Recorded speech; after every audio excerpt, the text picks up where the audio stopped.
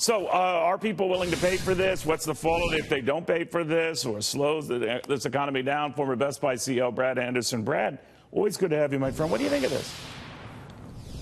Well, I'm always opposed to tariffs, and as the previous report just mentioned, the economy is so intertwined on a global basis that I can't even imagine how you sort of interrupt a supply chain that includes China, the U.S., and many other countries often in the production of product.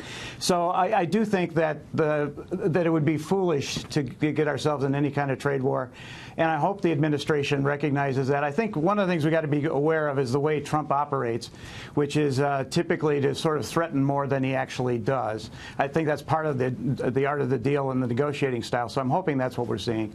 But what if we're not, Brad? What if we're not? What if he, overplayed his hand here, and that he thought that countries would bend? We don't see it out of Canada. We don't see it out of Mexico. We don't see it out of India. We don't see it out of the European Union. If anything, the European Union is upping the ante, and we certainly don't see it out of China. Well, you're not, you also have another factor that all of those, I think, is going to push towards, at the end of the day, rational behavior, which is that all of these countries need each other. China's economy would be vastly damaged by not being able to have American customers. And our economy, which is roaring, would be the only thing I can think of, actually, that would disrupt our economy's growth right now. It would be a tariff war that actually increased the prices of goods. And it's tremendously negative to the American consumer because, as your previous report mentioned, the consumer is going to pay for it at the end of the day. So I presume that we'll avoid getting into an ego conflict that could escalate. But it's always dangerous territory.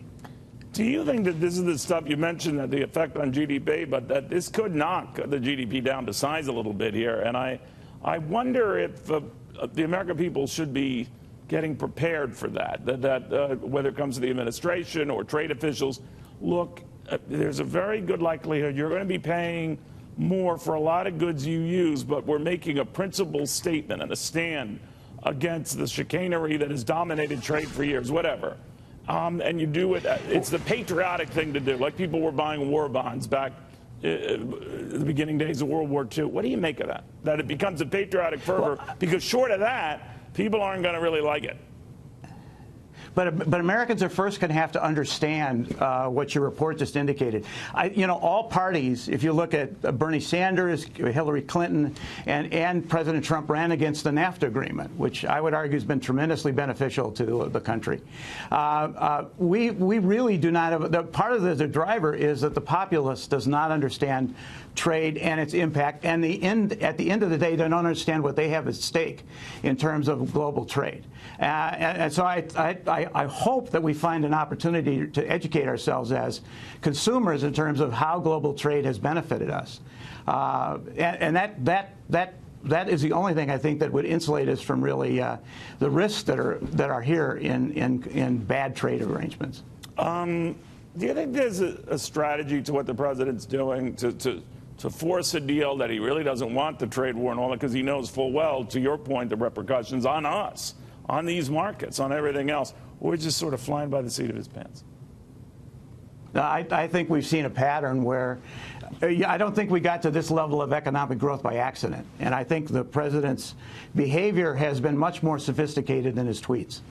And I'm counting on that's what we're going to see going forward.